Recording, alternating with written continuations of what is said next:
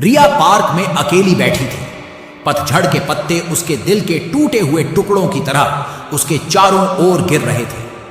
उसे विश्वास ही नहीं हो रहा था कि उसके जीवन का प्यार जेनिश उसे छोड़कर चला गया है।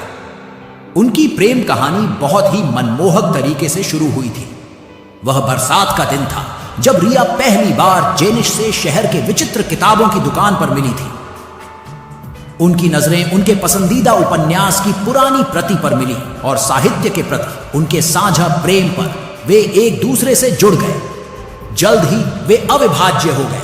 किताबों और एक दूसरे की दुनिया में अनगिनत घंटे खोए रहे। जैसे जैसे मौसम बदला वैसे वैसे उनका प्यार भी बदलता गया। रिया और जेनिश ने उतार चढ़ाव से गुजरते हुए एक ऐसा संबंध बनाया जो अटूट लगा। उन्होंने सपने, डर और अपने सबसे गहरे हिस्से साझा किए। लेकिन जैसा कि नियति को मंजूर था, उनकी प्रेम कहानी में अप्रत्याशित मोड़ आ गया। एक शाम जेनिश रिया को शहर की ओर देखने वाले अपने विशेष स्थान पर ले गया। यह दृश्य हमेशा उनके रिश्ते के लिए एक रूपक रहा है, उतार चढ़ाव और एक खूबसूरत क्षितिज के वादे से भरा हुआ। हालांकि उस रात जेनिश की निगाहें दूर लग रही थीं और उसके द्वारा बोले गए शब्द रिया के दिल में खंजर की तरह कट गए।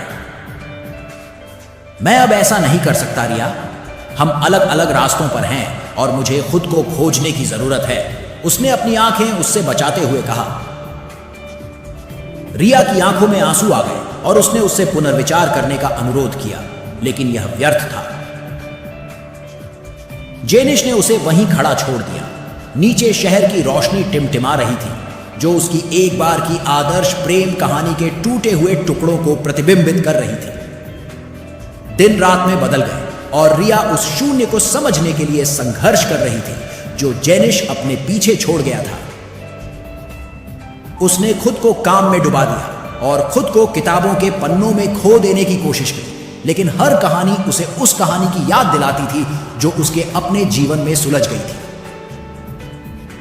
एक बरसाती दोपहर को रिया को जेनिश का पत्र मिला। जैसे ही उसने झुर्रीदार पन्ने खोले, उसके शब्दों से उसके दिल का दर्द गूंज उठा।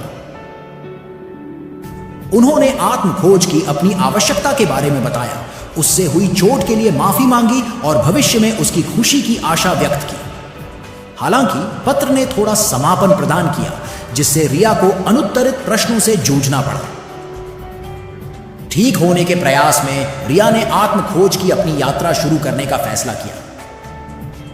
उसने नए शौक अपनाए, उन स्थानों की खोज की जहां वह कभी नहीं गई थी और धीरे धीरे जीवन की साधारण खुशियों में सांत्वना पाई। फिर भी खोए हुए प्यार का दर्द बना रहा, जो उसकी कमजोरी के क्षणों में एक निरंतर साथी था।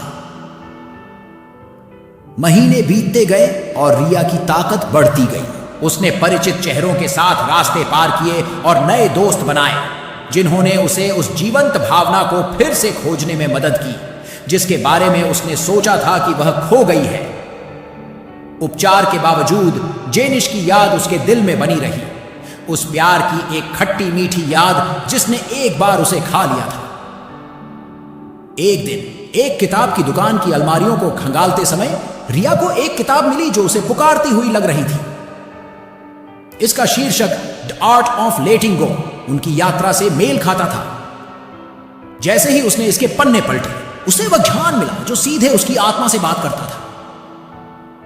रिया को एहसास हुआ कि जाने देने का मतलब भूलना नहीं है, बल्कि प्यार और सबक को आगे बढ़ाने का रास्ता खोजना है। जैसे ही रिया ने किताब बंद की, एक परिचित चेहरे पर उसकी नजर पड़ी। यह जेनिश था, जो कुछ फीट की दूरी पर खड़ा था। उनकी आंखें बंद हो गई और एक पल के लिए समय रुक गए। रिया को भावनाओं में उछाल के साथ साथ एक नई ताकत भी महसूस हुई। वह मुलाकात के महत्व को स्वीकार करते हुए मुस्कुराई। जेनिश ने अस्थायी रूप से संपर्क किया और उस पल में उनके साझा इतिहास का वजन हवा में लटक गया। एक भी शब्द बोले बिना उन्होंने एक ध्यानपूर्ण दृष्टि का आदान प्रदान किया, उस प्यार को एक मौन विदाई जिसने एक बार उन्हें परिभाषित किया था। जैसे ही रिया चली गई, उसे एहसास हुआ कि उसका दिल टूटना लचीलेपन और विकास की कहानी में बदल गया था। वह पार्क जहां वह कभी बिखरी हुई बैठी थी, अब उसे अतीत की पतझड़ की पत्तियों को पीछे छोड़ते हुए और एक नए मौसम के वादे को गले लगाते हुए शालीनता से चलते हुए देख रहा है।